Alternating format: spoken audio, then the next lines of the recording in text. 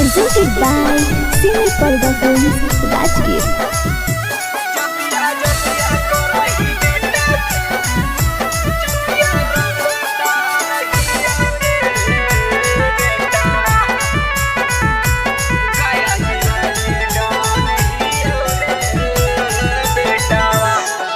अरे जतिया जतिया मत कर बेटा, जतिया हम बरांड हियो रे बेटावा, जिला नालंदा के शान हियो रे बेटावा। जतिया जतिया मत कर बेटा, जतिया हम बरांड हियो रे बेटावा, जिला नालंदा के शान हियो रे बेटावा।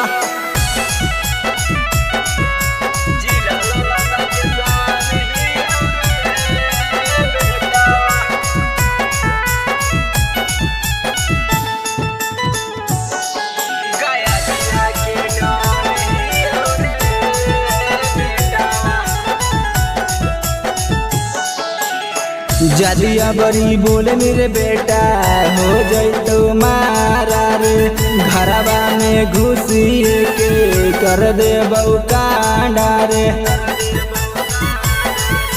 खानदानी हीरो रंगा रे बेटा। जदिया बड़ी बोले मेरे बेटा, हो जैतो मारा रे, घरवा में घुसिए के कर दे बउकांडा रे। रे जतिया जतिया करही बेटा, जतिया हम बरांड हियो रे बेटावा, नवादा जिला के शान हियो रे बेटावा। अरे जतिया जतिया करही बेटा, जतिया हम बरांड हियो रे बेटावा, जमुई जिला के शान हियो रे बेटावा।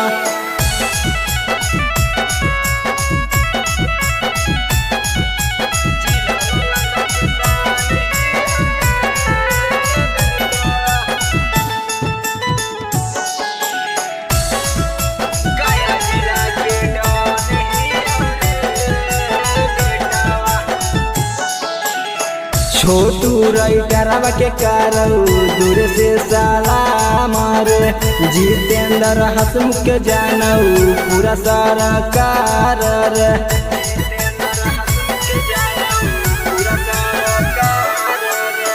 छोटू राइटरवा के करऊ दूर से सलाम रे, जितेंद्र हसमुख के जानऊ पूरा सारा कार रे।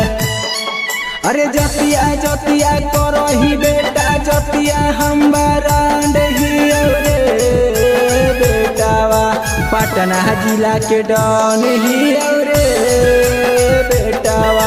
अरे जतिया जतिया करही बेटा, जतिया रंगदार हियो रे बेटावा, गया जिला के डॉन हियो